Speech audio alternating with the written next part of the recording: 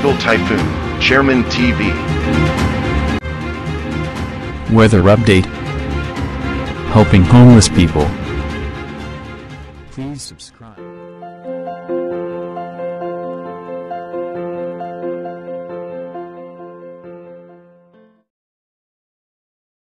Umaga po, ito po ang latest update natin ngayong araw para nga po dito sa monitor natin na si Bagyong Nando.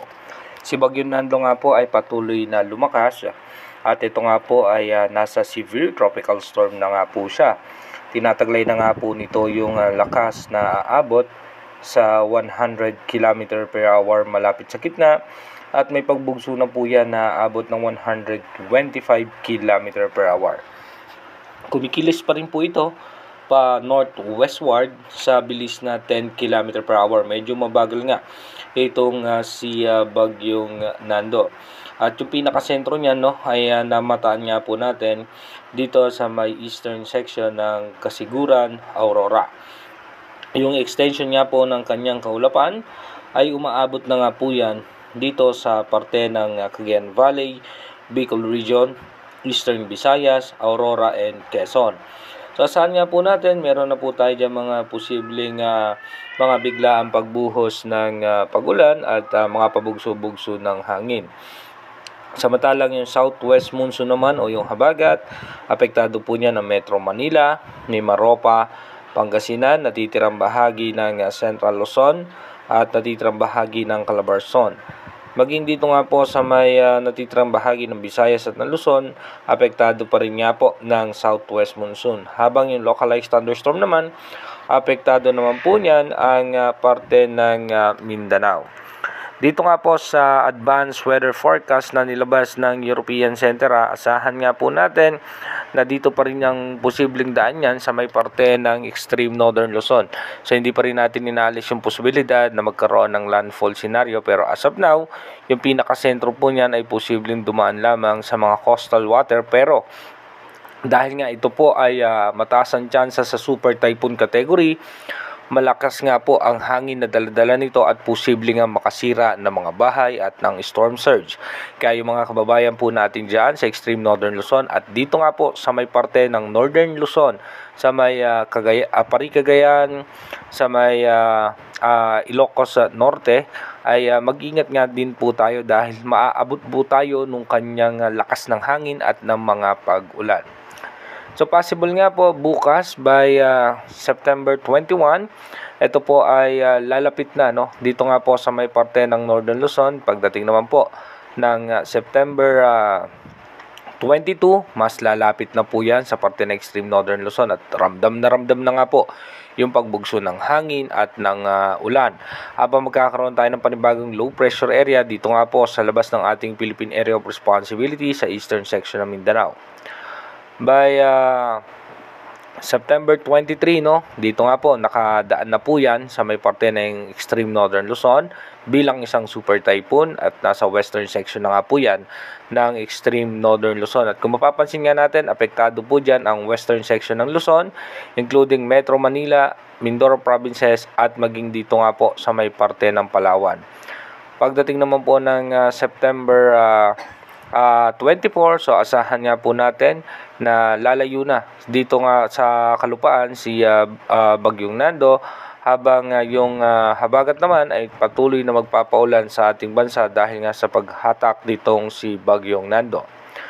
Pagdating naman po ng September 25, so by September 25, yung low pressure area nga na minomonitor natin nasa loob na nga ng Philippine Area of Responsibility sa eastern section nga po ng Mindanao at meron pang isang malakas na bagyo na nasa labas ng ating bansa, patungo naman po yan sa may parte ng Japan. Pagdating naman po ng September 26, asahan po natin yung western section ng ating bansa, mataas ang tsansa ng pagulan, maging sa eastern section ng Visayas at Mindanao dahil nga po dito sa low pressure area. As of now, mababa naman ang tsansa niyan na maging ganap na bagyo. Pagdating nga po ng September 27, ito nga po yung isang bagyo na nasa labas ng ating Philippine Area of Responsibility, posibleng nasa typhoon category din po yan. Ito po ay babantayan natin kung papasok nga ba sa pinakaguhit ng ating PAR, pero ito po lalabas din kaagad. So pagdating naman po ng September 28, asahan natin maulan sa Visayas at maging sa parte ng Mindanao dahil sa low pressure area. Pagdating naman po ng September 29, maulan po sa parte ng Palawan at maging dito nga po sa may bahagi ng Visayas at Mindanao.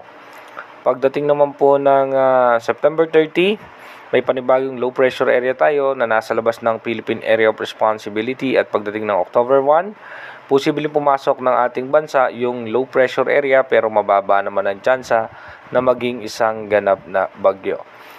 Dito naman po sa ating forecast track ng European Center, ito nga po yung magiging posibleng dadaanan ni posibleng magiging super typhoon Nando. So possible nga po by 22 nga po, by September 22, araruhin niya nga po itong parte ng extreme northern Luzon. Dadaanan niya po yan ng halos sa buong maghapon.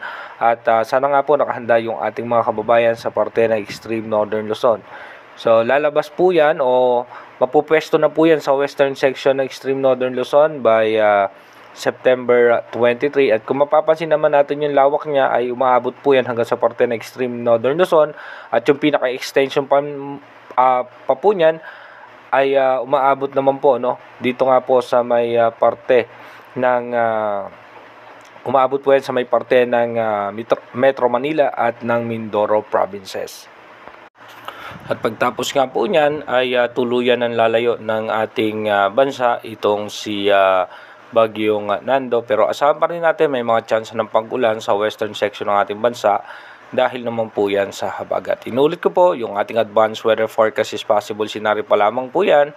Malaki pa rin ang chance na magbago po lahat yan. Kaya manatili tayong tumutok sa ating advanced weather forecast para malaman natin yung mga posibleng sama ng panahon na makaka-apekto sa ating bansa. Mag-iingat po tayo palagi. God bless po sa ating lahat.